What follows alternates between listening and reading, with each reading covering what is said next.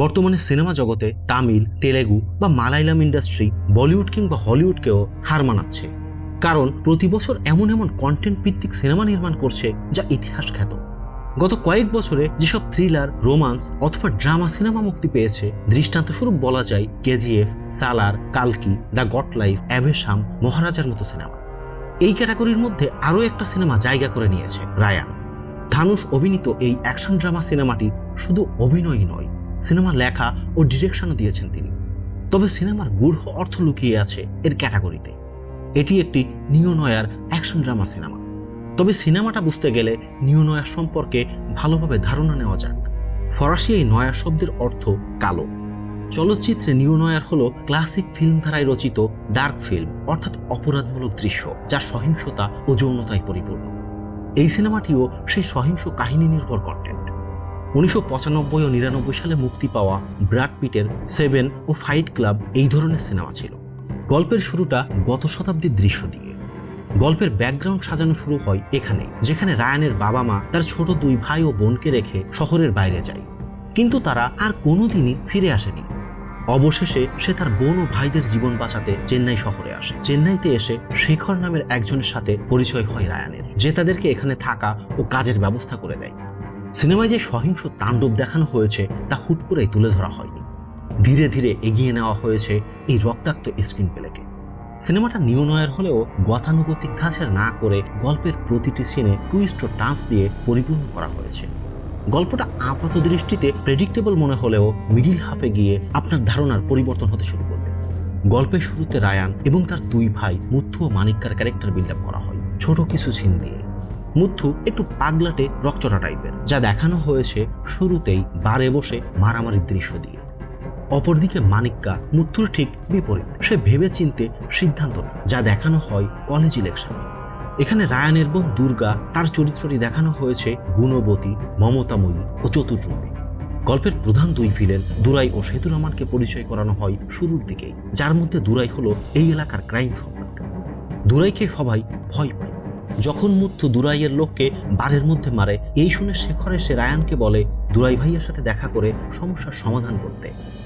শেখর এবং রায়ান যায় দুরাইয়ের সাথে দেখা করতে, আর এখানেই রায়ানের সম্পূর্ণ ক্যারেক্টার বিল্ড আপ করা হয়। রায়ান, যে তার ফ্যামিলিকে খুব ভালোবাসে, তবে সে চুপচাপ থাকে, এমনকি তার মুখে হাসিও দেখা যায় না। দুরাই রায়ানকে খুবই সমীহ করে।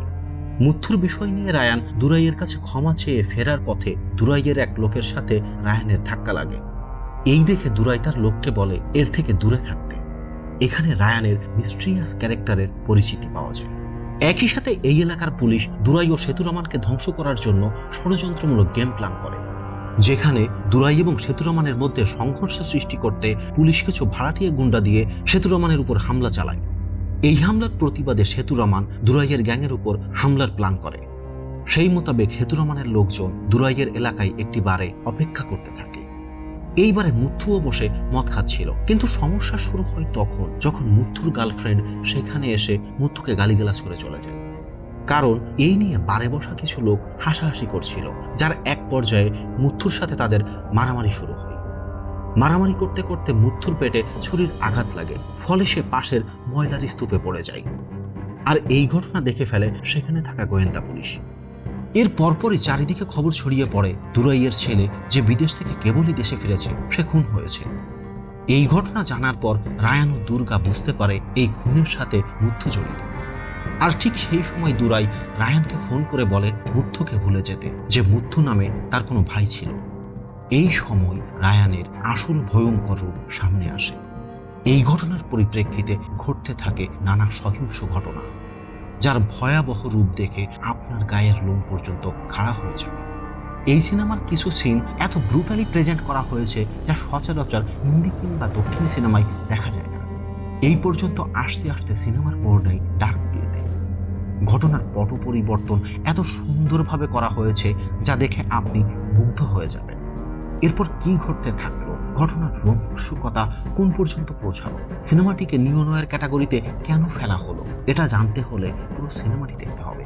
সিনেমার গান ও ব্যাকগ্রাউন্ড মিউজিক অন্য লেভেলে, যা শুনে আপনি হতভম্ব হয়ে যাবেন, বিশেষ করে আদিনগাথা আশুরান গানটি। আর এমন হবেই না কেন, যেখানে মিউজিক দিয়েছেন এ আর রহমান। এছাড়া ধানুষ পরিচালিত এই সিনেমায় মুথুর চরিত্রে অভিনয় করেছেন সন্দীপ কিষাণ, মানেক্কার চরিত্রে কালিদাস জয়ারাম এবং দুর্গার চরিত্রে দেশেরা ভিজওয়ান।